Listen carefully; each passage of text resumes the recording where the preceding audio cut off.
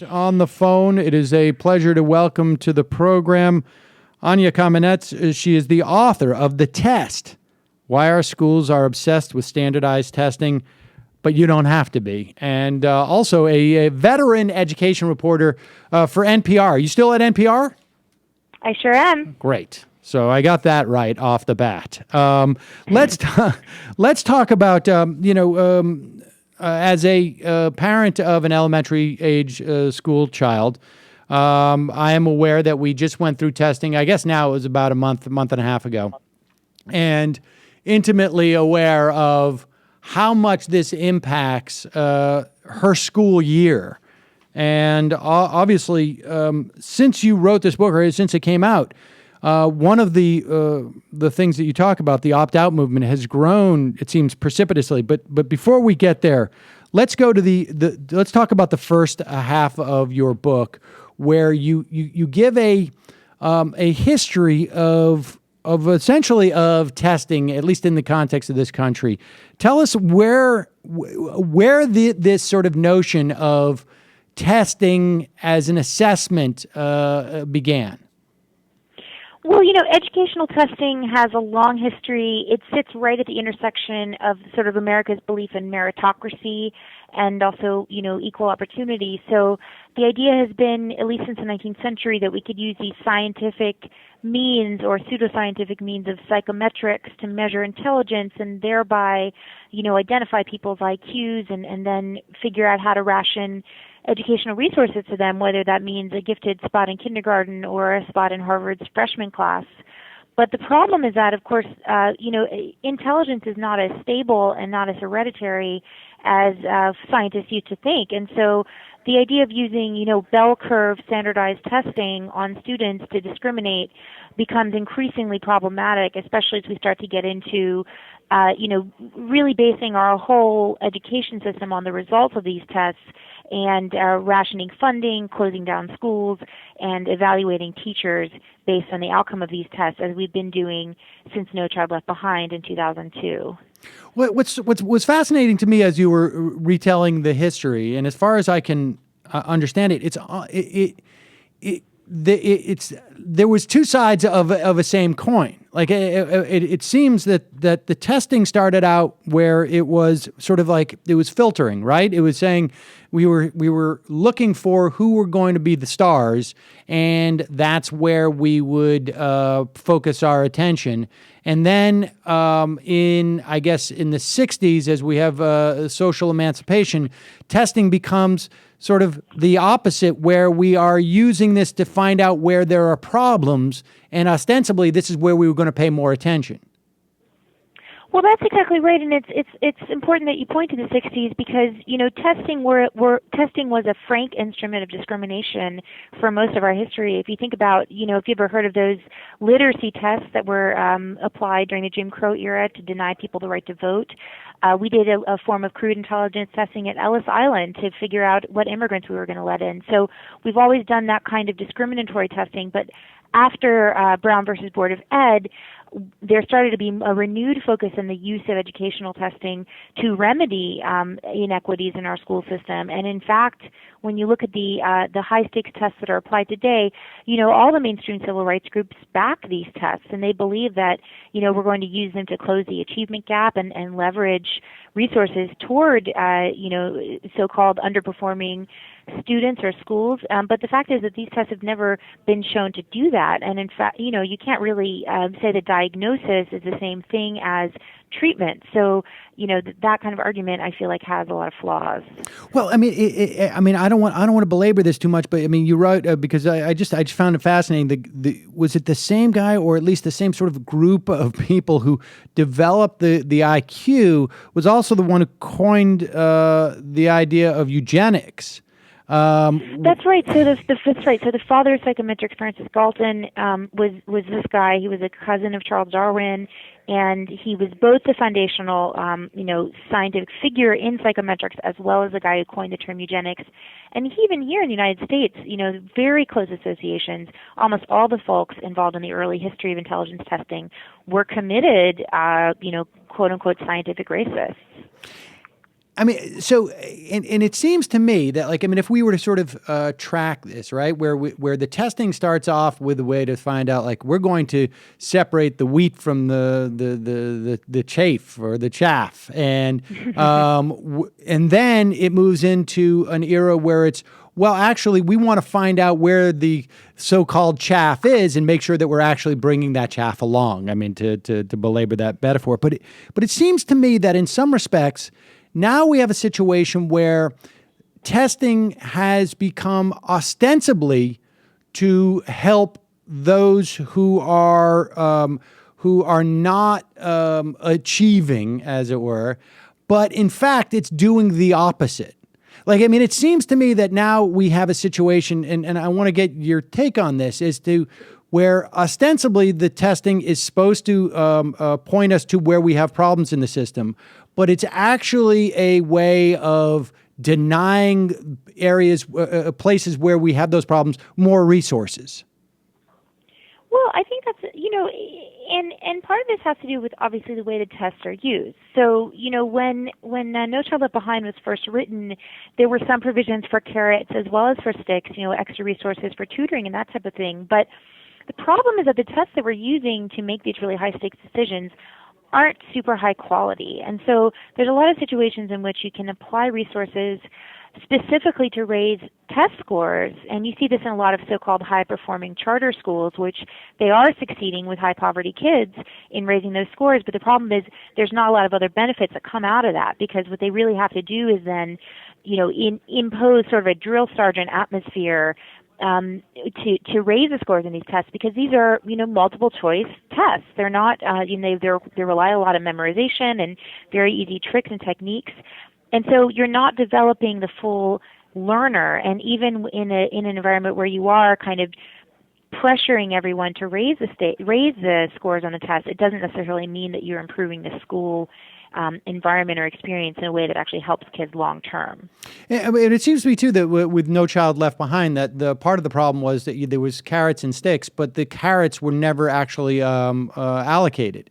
That there was a huge lack of funding. I mean, aside from all the problems, I think that sort of this high stakes testing regime creates. It was woefully underfunded. But I mean, is that accurate? Is that accurate? Oh, sure. I mean, testing and punishing schools is obviously cheaper than remedying these huge inequities. And we have 51% of kids in public schools that are free and reduced lunch eligible. It's a far higher percentage in most of our urban districts. And, we have kids dealing with a long list of issues before they ever get in the classroom door. And very few of our states across the nation even attempt to level the playing field for funding between poor and rich schools. So even though the United States spends a lot of money on education on a global basis, even as a percentage of GDP, the question is, where is that money going? And is it really going toward the wraparound resources that unfortunately so many of our kids need, because we do have such a scandalously high child poverty rate in this country? Well, this gets to one of the sort of the dilemmas, I think, about that I felt in going over your book, and we're going to get to the sort of the solutions that you talk about, or I guess the alternative methods of assessment. But when we talk about the sort of the high stakes testing, I want to talk about there seems to me to be like sort of two very distinct issues. One is whether or not the real issue is the inputs, insofar as, like you mentioned here, you have some kids who are extremely disadvantaged going into the system, and versus what the outputs are, right? That's when you start to measure the assessments. Is the problem that we tie in too much of the resources to these assessments in the wrong manner, or is it the problem that the assessments are poor in the first place? I mean, what is the number one, I guess, problem that when it wrapped up in this? Because those two things sort of, they overlap, but they're distinct issues. So if I had to break it down, I would say that the high stakes attached to these tests are really the issue. So if you say that these tests, they're low quality, they're relatively cheap to administer, they tell you pretty limited summaries of students' abilities along the spectrum. But the real problem here is the fact that we are holding our states, our schools, our districts, our students, our teachers, our administrators hostage to these test scores. And the problem is when you give people that kind of incentive, you're going to lose your job, the kid is not going to get to go to the next grade. That's when you start to see a lot of these bad actions. And I don't know if you followed the cheating scandal or trial in Atlanta. Yes, I did, but keep people tell people about that. Well, I mean, there were felony convictions on racketeering charges for over a dozen educators.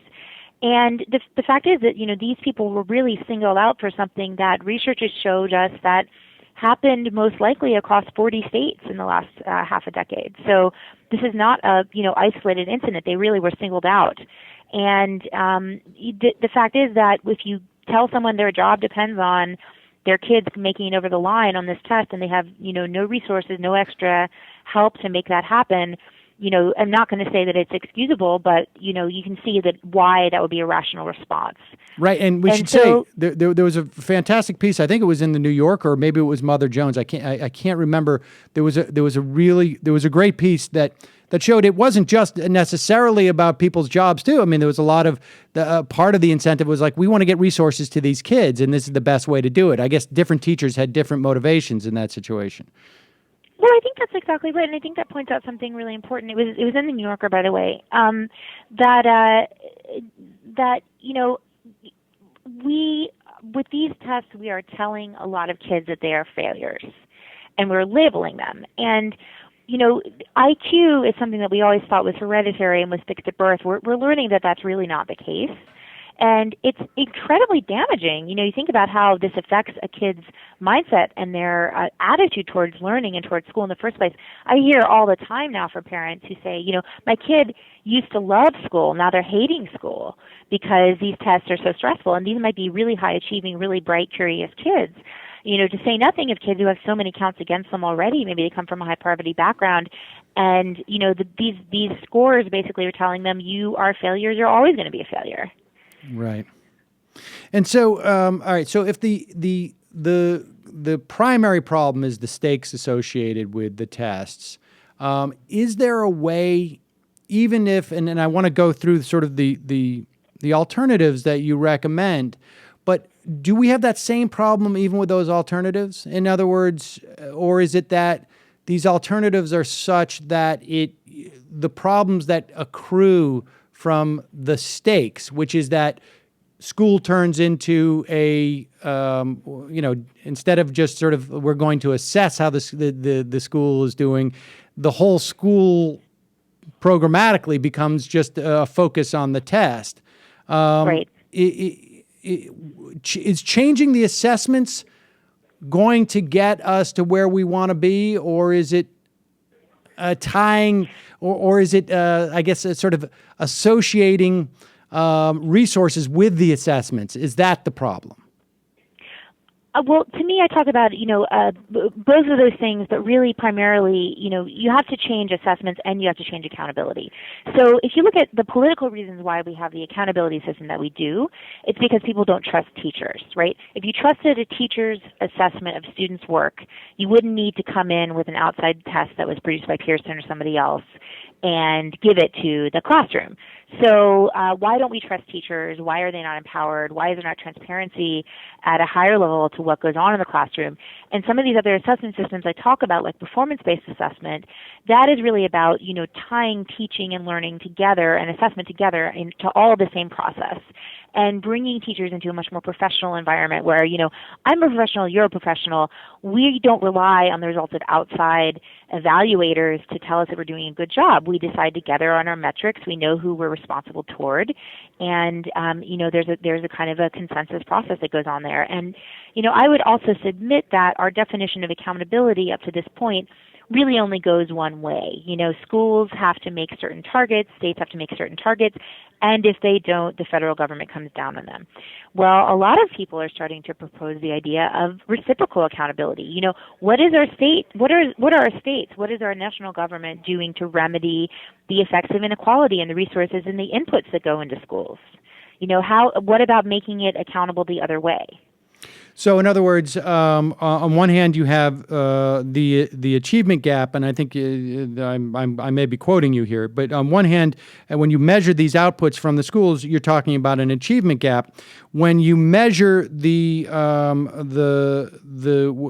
inputs, i.e., how well are we doing as a society in making sure that when those kids show up at the school at age 3 or 4 or 5, that they don't have a huge listening vocabulary deficit, or they don't have malnutrition, or they've been exposed to at least a basic minimum of experiences, then you're talking about a resource gap, and you're talking about holding the federal government and I guess presumably various levels of government accountable for the resource gap. That's exactly right.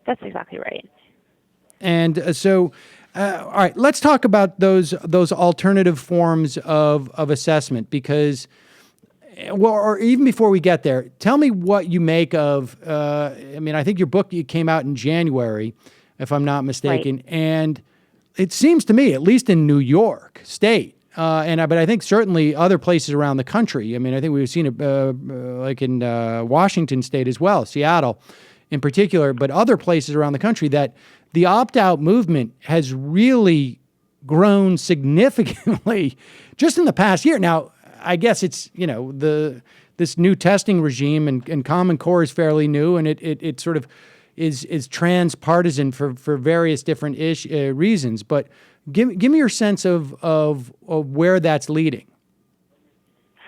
Well, it's so fascinating, and obviously it was exciting for me because I got to talk to some of the opt-out organizers, and I knew that this was coming. They were all really confident that this season would be, really the one that made national news, and it certainly was. And, I think that it's really unique in kind of the history of American schooling. You have parents getting involved for all kinds of reasons in the public schools, but this is really a direct action of civil disobedience by parents.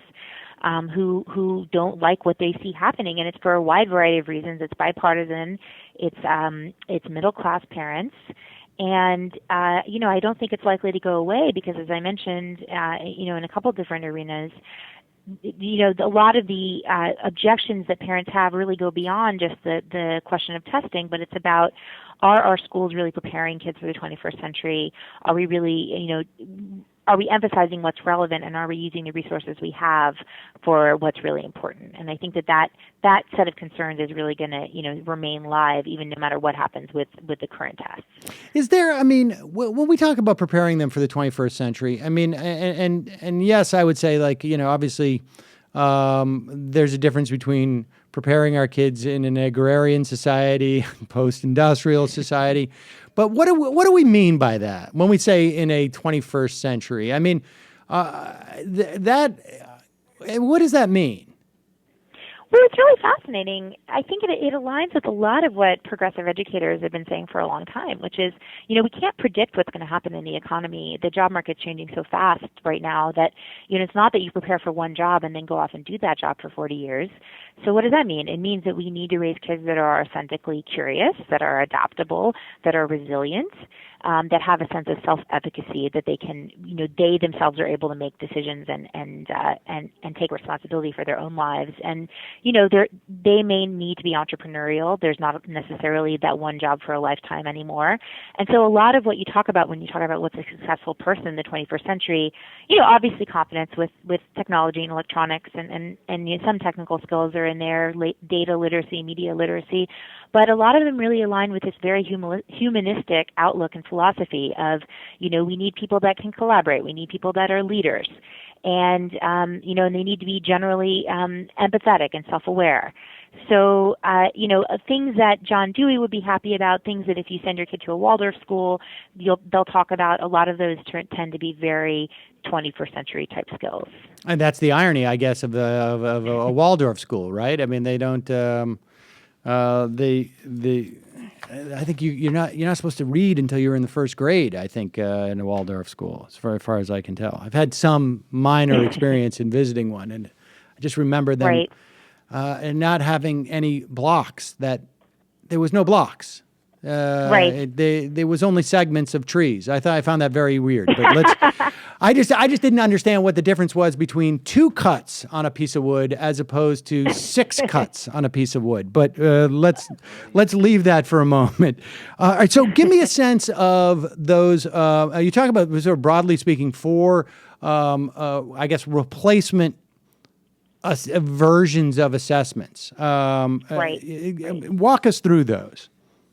Sure. So I talk about Team Robot, Team Monkey, Team Butterfly, and Team Unicorn. And Team Robot is the idea that we could use some of the technology that we use every day, and that more and more students are using, software-based, to kind of do just-in-time data collection on students. So, the idea here is back in the 70s, businesses used to have to close down literally to take inventory at the end of the year, and that's kind of what we do now with educational tests.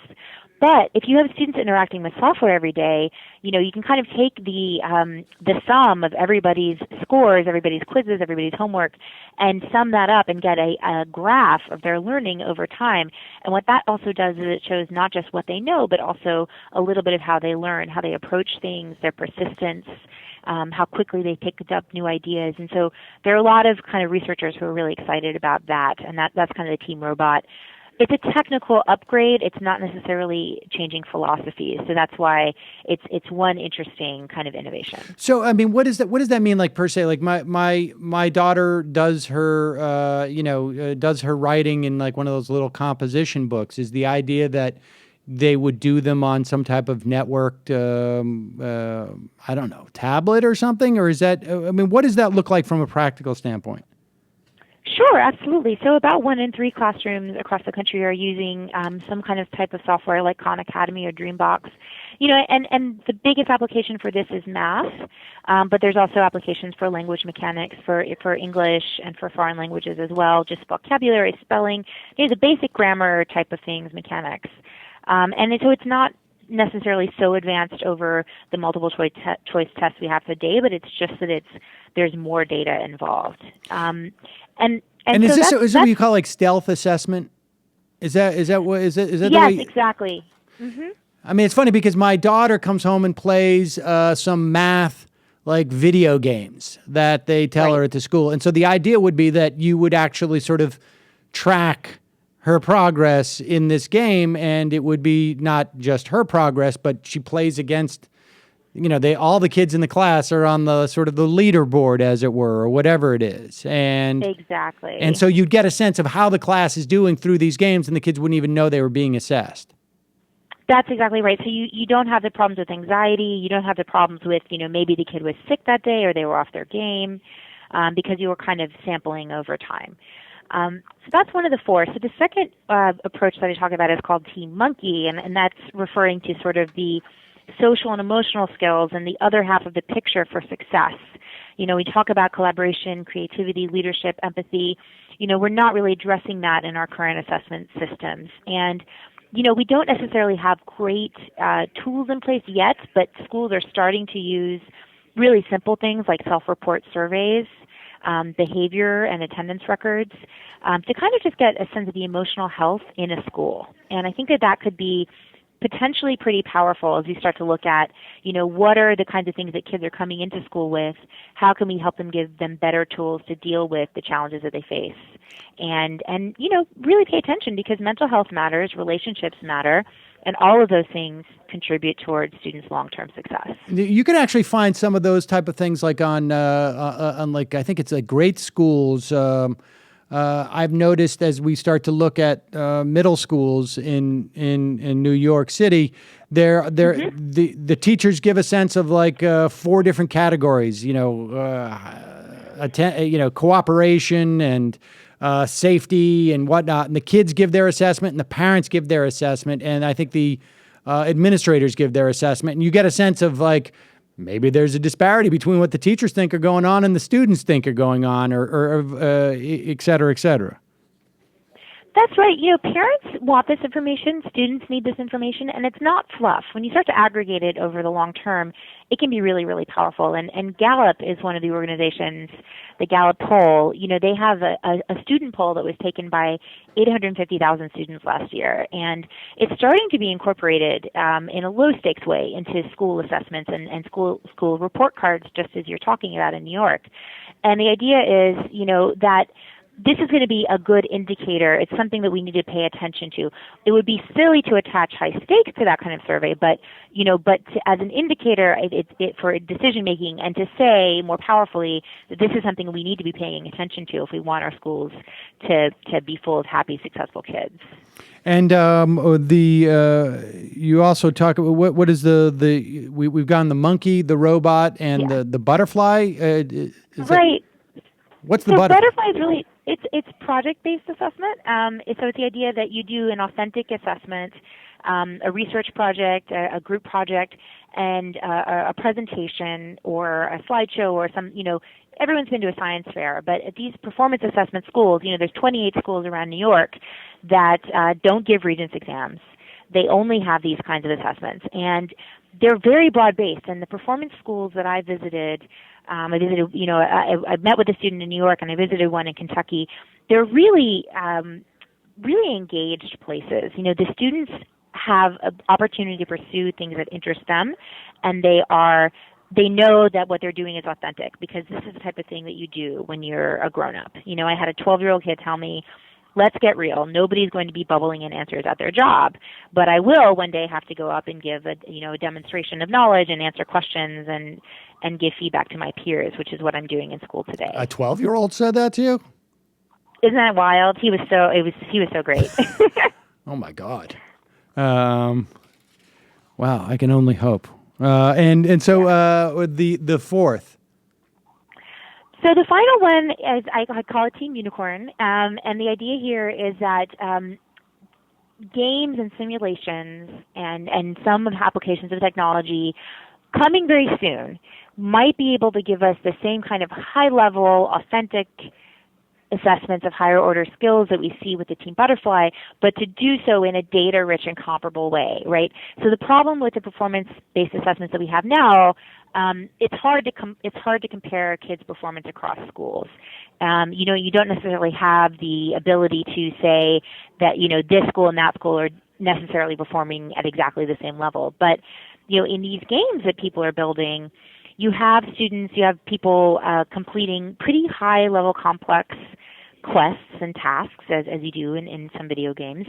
And then the game engine is sort of gathering evidence about the decisions that they make while they're playing the game, and using that to generate kind of some reports or some data that say, we think that this student understands rhetoric. We think this student understands systems thinking at this level, And so that's kind of the frontier in terms of assessment design right now. So what happens, assuming, does there have to be a relinquishment of the sort of a big part of what is considered the school reform movement to get these different types of assessments? Or as these different types of assessments creep in, sort of bubble from the bottom up, as opposed to the top down, does it begin to undercut the problems that we have now with that reform movement, which is that it's so based on high stakes testing, and it's really so much a winner takes all type of reform, I guess? That's a really great question. I think that there's good faith and bad faith people in the protesting camp. There are people who are really interested in tests as an instrument of control, they do not trust teachers. They want to ultimately see privatization. They want teachers unions gone. And so they're never going to be convinced. Like they're not going to relinquish this system or this element of control over schools, which they have in the form of high stakes. But there are also folks who really, truly care about equity. They really, truly care about rigor and high standards, and they see high-stakes tests as the only way to enforce those for all children. And it's among those folks that I see an openness and a potential to new forms, better forms of assessment that can truly get at the things that we most care about, and building a consensus based on, what we all believe is most important for kids. I think that there's hope there. If you look at what's happening in Congress right now, there's a Senate version of a bill that would reauthorize No Child Left Behind. It has a new name now, the Every Child Achieves Act.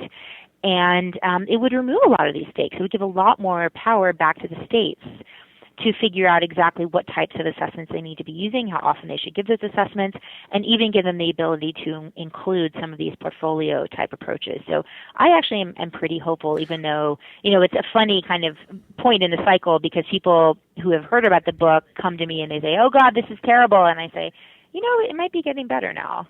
Yeah, it's funny, but is it? Are we sure that the states necessarily are not as susceptible to these same issues, or is it? I mean, because Pearson in just New York State seems to me to be making a lot of money, and you know what I mean? I mean,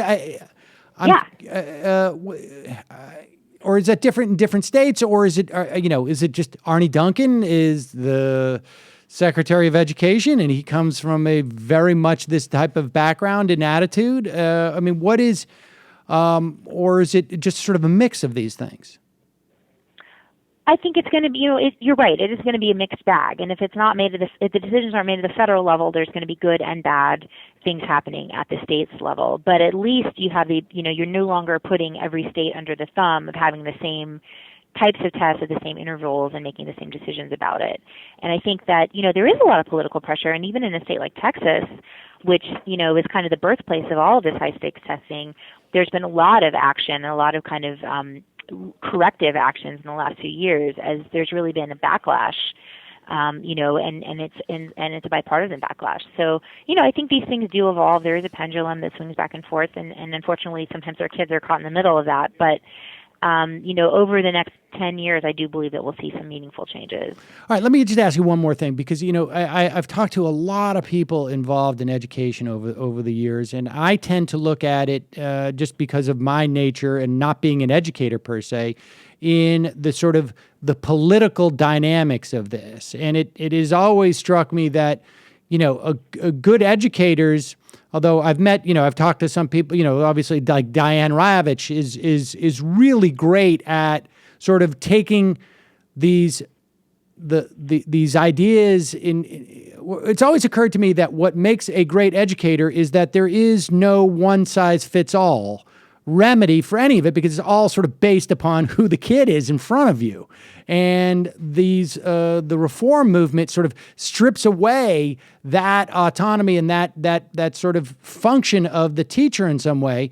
And educators coming out of this sort of a genuinely sort of from an educator's background have trouble, it seems to me, to articulate a political response to the reform movement, because that's just, it doesn't fit on a bumper sticker. And that's sort of the nature of what they do. Whereas for the reform movement, it does fit on a bumper sticker in some respects.